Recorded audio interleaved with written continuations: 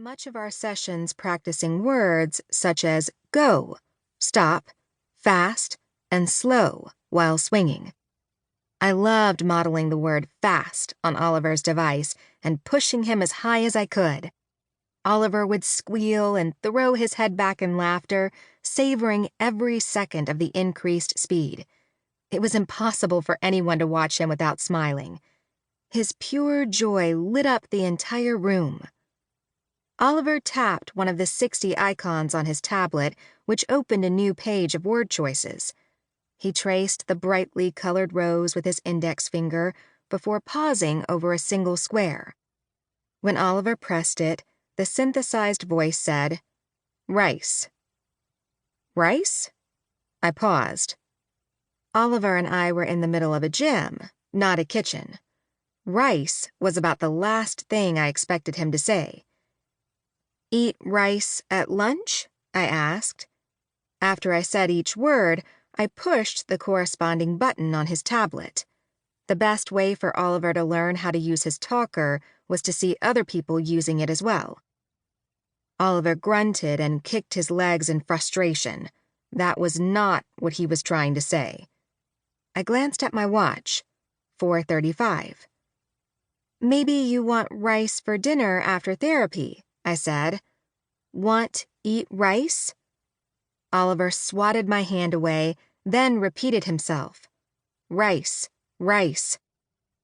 Oliver said rice in our session last week too, but I did not really think anything of it. Since there was no rice around, I chalked it up to Oliver exploring new vocabulary. He had only had this communication device for a few months, and it can take a while before kids start using words intentionally on their own. They need time to explore words and to see and hear their communication system in use before they can be expected to talk with it. It's like how babies need to hear people using language for a whole year before they start saying words on their own. Now that I knew Oliver saying rice was not an isolated occurrence, I modeled everything I could think of that was related to rice. I used Oliver's device to try a variety of phrases. Was Oliver trying to tell me he was hungry and wanted to eat rice? Was he trying to say he liked rice? What if he hates rice and was trying to tell me it is bad? I modeled rice good, rice bad, like eat rice, all done eat rice, Oliver eat rice, school eat rice, everything I could possibly think of. Each time I tried a new phrase, I paused to assess his reaction. Oliver understood much more than he could say. His receptive language skills were significantly greater than his expressive language skills. If I said the right phrase he was trying to communicate, he would get excited. It reminded me of how I felt when trying to say a word in French years after I learned it in high school.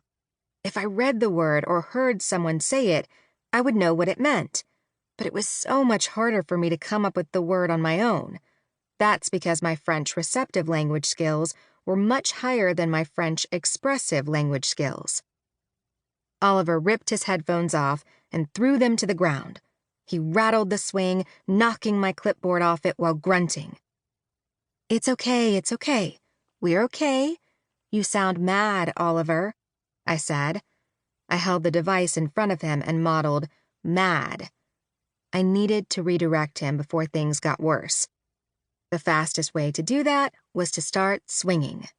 No matter what was going on, Oliver always loved to swing. This is true for a lot of children with autism. The rocking motion helped regulate his sensory system. Within a minute of using all my body weight to propel Oliver as high as possible, he returned to his giggly self.